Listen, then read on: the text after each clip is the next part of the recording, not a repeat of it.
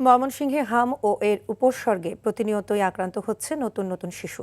গত ২৪ ঘন্টায় Mymensingh medical college হাসপাতালের আইসোলেশন ওয়ার্ডে হামের লক্ষণ নিয়ে আরও ২১ শিশু ভর্তি হয়েছে।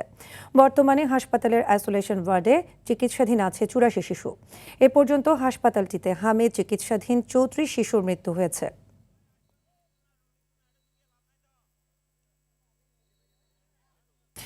এ বিষয়ে আরও জানাতে ময়মনসিংহ থেকে সরাসরি যুক্ত হচ্ছেন সহকর্মী বিপ্লব বসাক।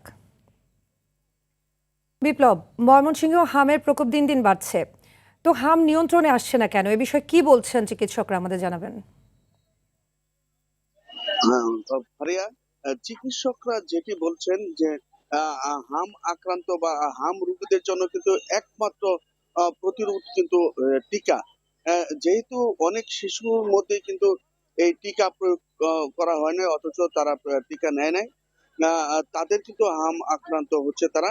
এবং এখনো যারা টিকা নিচ্ছে তাদের মধ্যে কিন্তু প্রথম যারা টিকা নিচ্ছে তারা কিন্তু আক্রান্ত হচ্ছে, কিন্তু টিকার এরপরে কিন্তু আরেকটা দ্বিতীয় ডোজ থাকে।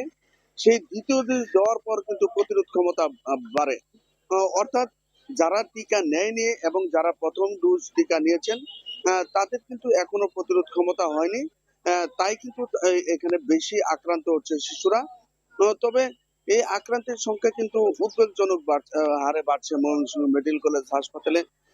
চিত্র দেখলে বোঝা যায় যে ময়মনসিংহ মেডিকেল কলেজ হাসপাতালে আইসোলেশন ওয়ার্ডে কিন্তু আজও কিন্তু এখন পর্যন্ত ৮৪ জন শিশু কিন্তু ভর্তি রয়েছে। তবে আমি আইসোলেশন ওয়ার্ডের ভিতরে গিয়ে যেটা দেখতে পেরেছি যে আগে কিন্তু শিশুরাই আক্রান্ত হতো এই হামে। এখন কিন্তু এখন কিন্তু এর সাথে বড়রাও কিন্তু আক্রান্ত হচ্ছে। আইসোলেশন ওয়ার্ডে ৮৪ জন এই শিশুর মধ্যেও কিন্তু আরো ১০-১২ জন কিন্তু বয়স্ক মানুষও রয়েছে এই হাসপাতালটিতে। তবে ডাক্তাররা কিন্তু চিকিৎসা দিয়ে যাচ্ছেন। তবে যে শিশুরা আক্রান্ত হয়ে বেশি মারাত্মক অবস্থায় যাচ্ছেন তারা কিন্তু আইসোলেশন সংকটে ভুগছে। অর্থাৎ ময়মনসিংহ মেডিকেল কলেজ হাসপাতালে আইসোলেশনের জন্য কর্তৃপক্ষকে দেওয়া হলেও এখন পর্যন্ত কিন্তু আইসোলেশনের সমস্যার সমাধান হয়নি বলে জানিয়েছেন চিকিৎসকরা। পারিয়া, এই ছিল আমার কাছে ময়মনসিংহ থেকে হাম সম্পর্কে সর্বশেষ। ধন্যবাদ আপনাকে।